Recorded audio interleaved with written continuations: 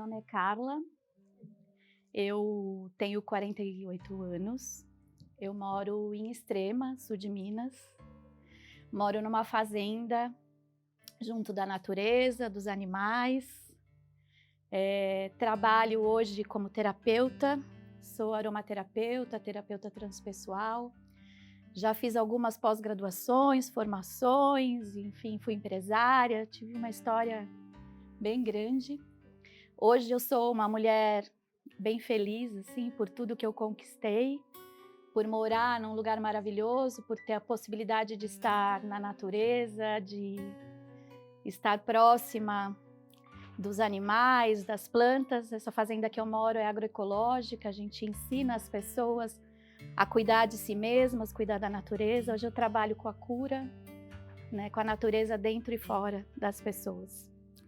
Mas nem sempre foi assim, né? E é aí que eu vou contar um pouquinho para vocês, porque talvez se grandes despertares não tivessem acontecido na minha vida, eu não teria chegado nesse lugar que eu tô hoje, né? Dotada de uma coragem, de uma força muito grande. Quando eu era pequena, mais ou menos, meu pai bebia, então eu cresci numa família com um pai maravilhoso, mas alcoólatra. E aos 12 anos, meus pais tiveram uma briga e eu me deparei com o meu pai batendo na minha mãe. E eu era muito pequena e eu estava na escada e a única forma que eu tive de defender aquilo foi pegar uma faca e ameaçar meu pai de que eu mataria ele se ele continuasse fazendo aquilo. Imagina, né, que eu ia matar alguém. Mas eu fui corajosa, fui lá. E aí ele parou, acho que ele se deu conta do que ele estava fazendo, mas no dia seguinte, quando eu acordei, meu pai não estava mais em casa. Meus pais tinham se separado e eu guardei dentro de mim aquela culpa, né, de que fui eu que fiz os meus pais se separarem, fui eu que mandei meu pai embora. Mas, contudo, a gente se mudou de São Paulo, fomos morar na praia, em São Vicente, com os meus avós. E ali eu descobri um pouco mais da juventude, estudei, comecei a ser feliz, até que a minha mãe, também muito jovem, hoje eu compreendo, hoje eu entendo, porque não sei se eu fosse ela, se eu não teria feito o mesmo, não posso julgá-la, né? Mas minha mãe, na época, ainda muito jovem, encontrou um namorado, começou a namorar, mas minha mãe trabalhava fora, viajava. Ela estudava em Mogi, trabalhava em São Paulo e morava em Santos, né? Imagina só a vida dessa mulher. E ela namorava essa pessoa e era uma pessoa que chegava em casa e levava muitas pessoas. Então eu chegava em casa, tinha homens na minha casa, às vezes bebendo, tocando violão, e eu era uma moça muito bonita, né? Com um corpo muito bonito, e aí todo mundo ficava me olhando, praia, essas coisas que a gente vive mais à vontade mesmo. E aí eu não me sentia à vontade de morar na minha própria casa. Até que um dia eu tive uma briga com a minha mãe, quando ela falava mal do meu pai, porque nessa altura meu pai ia nos visitar e tal. E aí eu, muito brava, disse para minha mãe que era para ela escolher entre ele e nós, né? Eu tenho 3 irmãos, 2 irmãs e um irmão. E a minha irmã, na época, ela não tinha, a menor, ela não tinha ainda 1 ano. E minha mãe falou, então tá, então eu escolho ele. E deu nós 4 pro meu pai. E na hora nós fomos, né, voltamos para São Paulo. Foi um choque e, na verdade, dentro de mim, porque mais uma vez eu tinha tomado uma decisão e para mim eu tinha tirado o direito dos meus irmãos de ter uma mãe, né? E isso para mim foi terrível, porque eu me tornei eu a mãe dos meus irmãos com menos de 16 anos. E aí fomos morar na casa da minha avó, porém a minha avó, ela não aceitava muito essa situação. Como que uma mãe larga 4 filhos na minha mão para eu cuidar? Então a gente passou o pão que o diabo amassou com essa minha avó, com algumas questões. E até que eu fui indo, porque eu sempre fui muito guerreira, e aí fui estudar inglês, fui fazer faculdade. Meu pai ajudava, às vezes não, então eu comecei a trabalhar e eu arrumei um emprego e comecei a trabalhar no aeroporto de Guarulhos, na época, na antiga VASP, né? Então faz tempo, né? Porque nem existe mais. E eu adorava e trabalhava na VASP, trabalhava do meio-dia às 6, e lá eu aprendi muita coisa. Encontrei, na época, conheci o meu ex-marido, que é o pai da minha filha. Eu já tenho uma filha de 22 anos, né? E conheci e estava muito feliz, trabalhando, crescendo, estudando, fazendo faculdade, naturalmente vivendo, apesar das coisas que a gente passava, eu e meus irmãos, morando na casa da minha avó, com também um tio alcoólatra, enfim, várias coisas, até que um dia, no aeroporto tem muitas coisas assim, às vezes tem ameaça de bomba, às vezes tem aeroporto que fecha porque tem neblina e o avião volta. Então, como eu trabalhava do meio-dia às 6, eu sempre dobrava quando eu podia, quando eu não tinha aula, então eu trabalhava das 6 à meia-noite. E geralmente meia-noite é que os pepinos aconteciam dentro do aeroporto. E eu acabava ficando, resolvendo. Isso era bom para mim, porque eu ganhava mais, né? Quanto mais eu fazia adicional noturno, mais dinheiro eu ganhava. E eu conseguia dar conta das minhas coisas. Sendo que por um tempo eu fazia brigadeiro para conseguir dinheiro. Eu ia na lanchonete com umas amigas, elas comiam, eu dizia que eu não queria porque eu não tinha dinheiro. E nesse momento eu tinha dinheiro para fazer as minhas coisinhas, né? E eu estava bem feliz com isso, até que eu cheguei em casa 4 horas da manhã. Aliás, sempre eu chegava em casa ou eu pegava carona. Eu morava no Brooklyn, um lugar que era uma rua que tinha...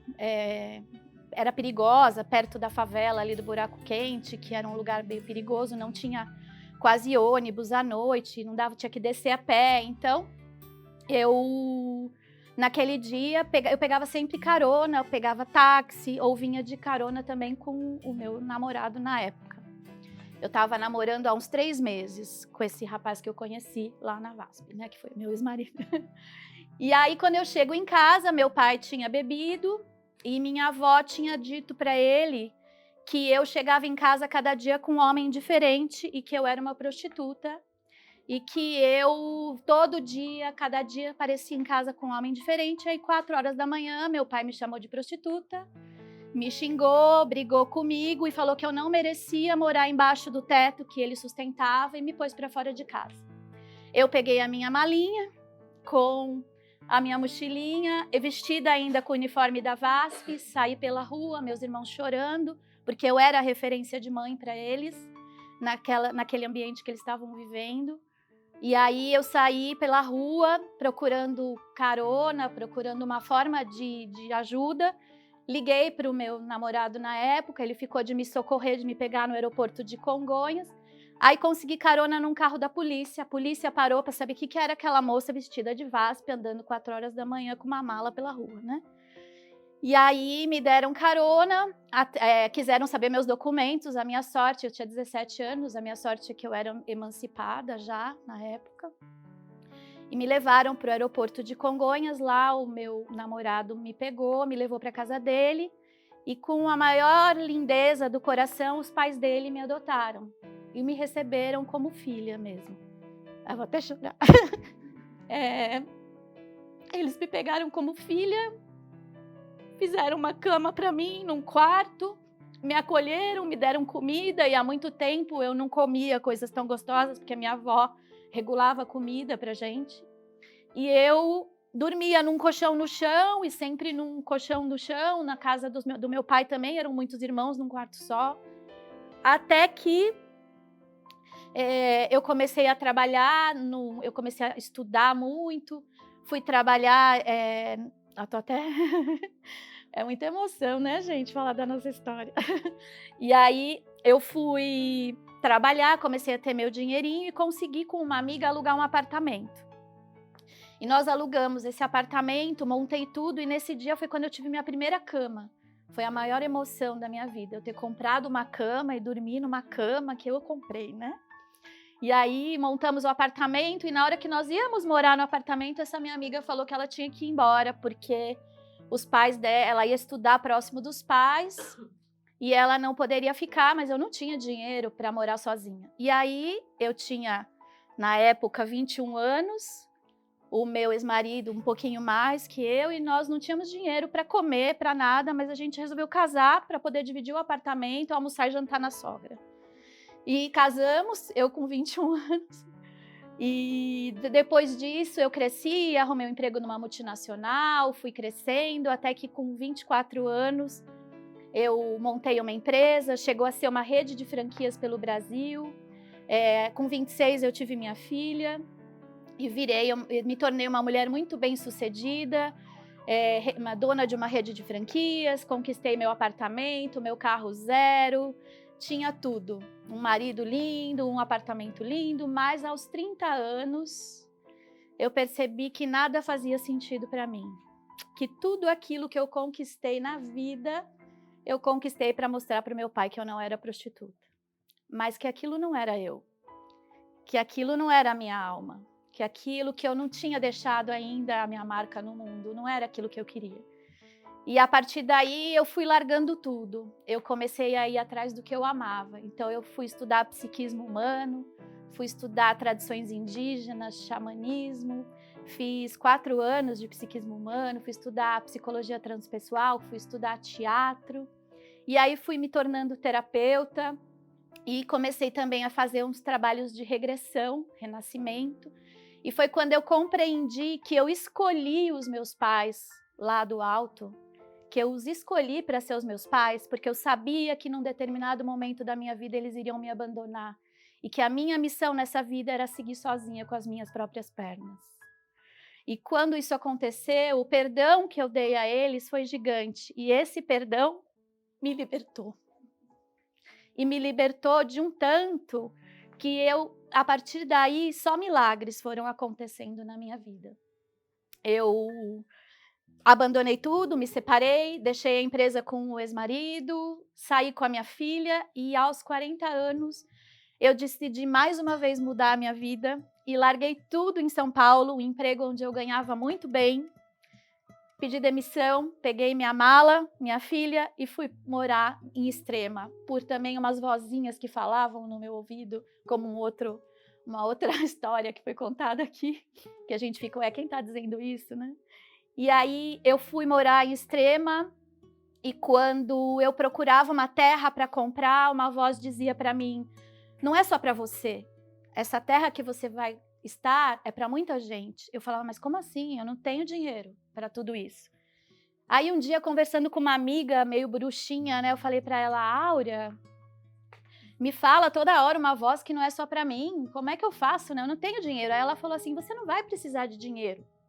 A sua terra vai vir do estrangeiro. Aí eu falei, ah tá, Papai Noel, Coelhinho da Páscoa também vai vir de estrangeiro, de trenó, vai dar uma terra de milhões para eu cuidar, né? Claro.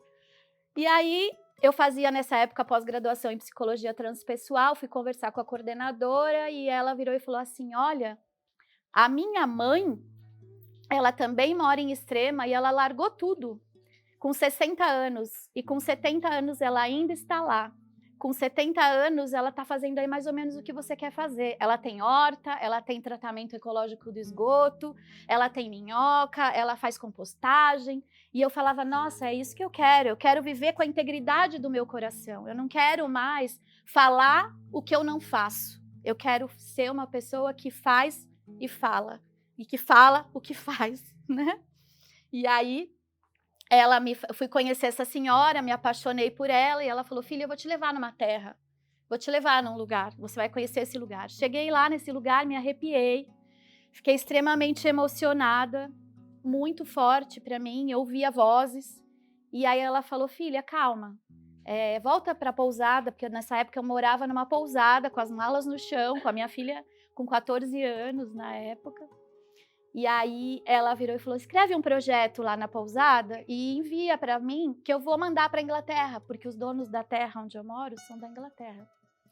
E aí eu escrevi o projeto, passei a noite inteira, imagina, sem dormir, escrevendo o projeto, enviei.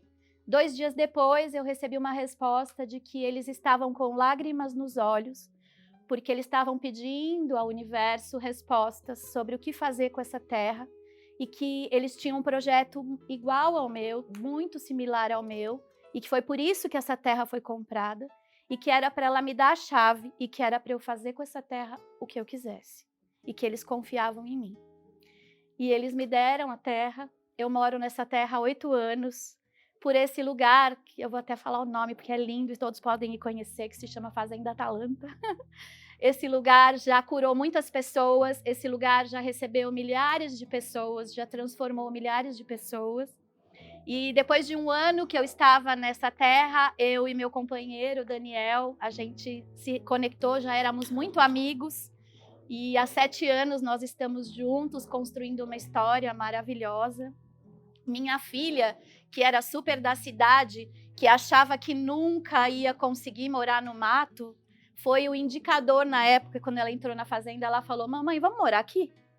Aí eu falei: jura? Quem está falando isso, né? Porque ela dizia: não tem shopping aqui, não tem cinema, o que eu vou fazer no fim do mundo?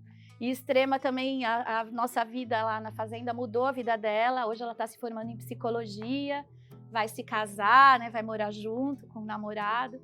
E tenho vivido essa vida muito feliz com todas essas realizações, até que agora eu estou sentindo muito a importância de me aprofundar em mim. E aí eu estou vivendo quase próxima aos 50, um outro despertar, que é olhar para mim, independente da fazenda em si.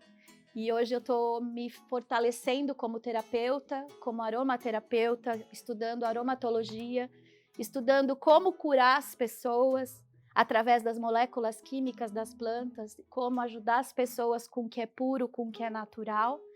E hoje eu me sinto muito grata por ser quem eu sou, por todas as transformações que eu passei, por todas as dificuldades.